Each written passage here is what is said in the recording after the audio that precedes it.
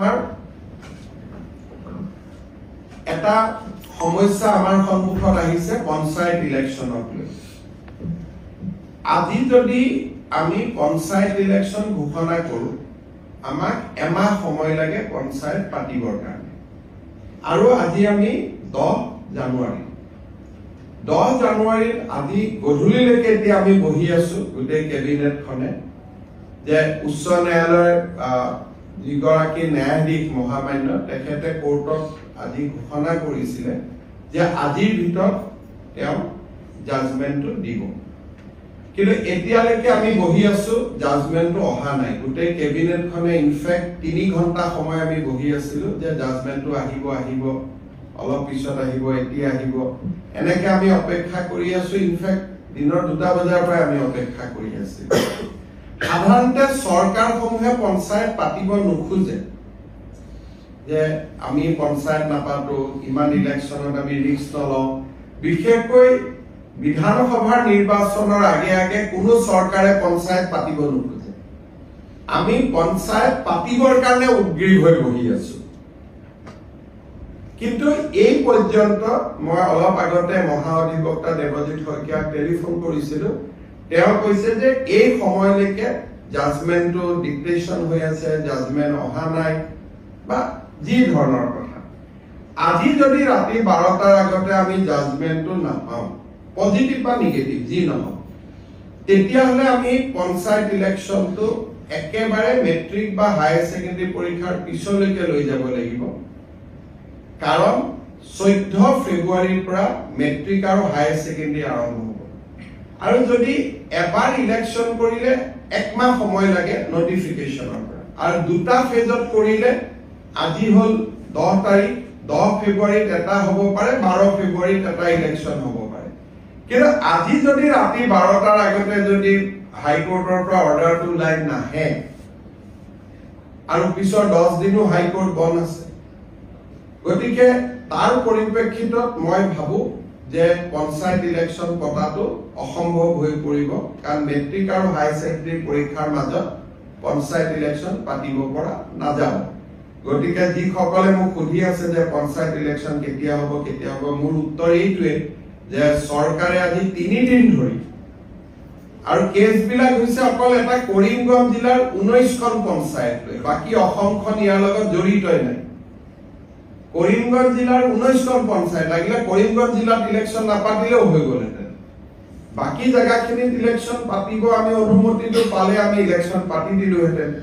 এই 12টা বজালৈকে আমি অপেক্ষা কৰিম। কিন্তু আজি যদি ৰাতি 12টা বজাৰ ভিতৰত যদি নাহেগৈ হাইকোৰ্টৰ পৰা, তেতিয়াহ'লে মই ভাবো যে মেট্ৰিক আৰু হায়াৰ ছেকেণ্ডাৰী পৰীক্ষাৰ আগত ইলেকশ্যন হোৱাটো অসম্ভৱ হৈ পৰিব।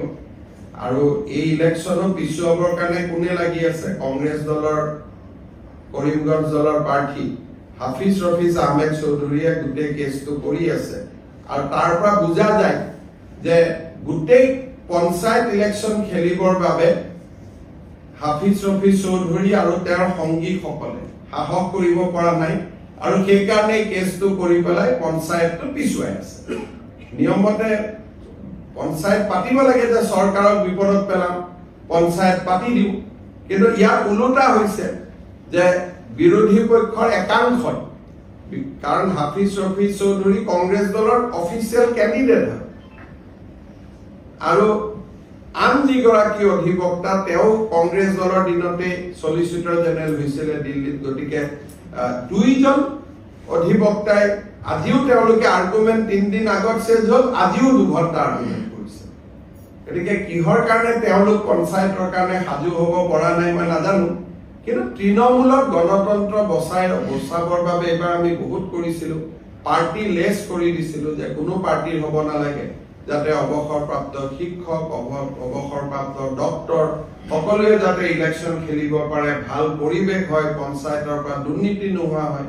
কিন্তু যি নহওক আমিতো হাইকোৰ্টৰ ওপৰত মাতিব নোৱাৰো। গতিকে ৰাতি 12টালৈকে অপেক্ষা কৰিম, আৰু 12টাৰ আগত যদি জাজমেন্ট পাওঁ হ'ব, নহ'লে আৰু এইটো মেট্ৰিক হায়াৰ ছেকেণ্ডাৰী পিছলৈকে পিছুৱাই যাব।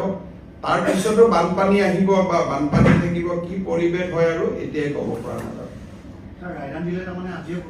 আজি যদি 12 তাৰিখে মই ইলেকশ্যন কমিশনকো ৰিকুৱেষ্ট কৰিছো যে আপুনি বহি থাকক, আমিও বহি আছো, কাৰণ পুলিচৰ পৰা ক্লিয়াৰেন্স লাগিব কোনটো ফেজত কিমান ডিপ্লয়মেন্ট হ'ব। ডিজিপিও বহি আছে, চিফ সেক্ৰেটাৰী বহি আছে, আমিও বহি আছিলো।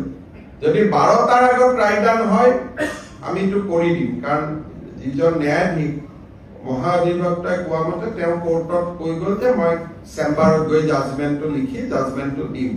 কিন্তু এতিয়াতো 8:45 হ'ল, জাজমেন্টটো আমি হাতত পোৱা নাই। যদি 12টাৰ আগত জাজমেন্ট হয় তেতিয়ালে হ'ব, যদি 12টাৰ আগত জাজমেন্ট নহয় উচ্চ ন্যায়ালয়ৰ বিপক্ষেতো আৰু আমি যাব নোৱাৰো।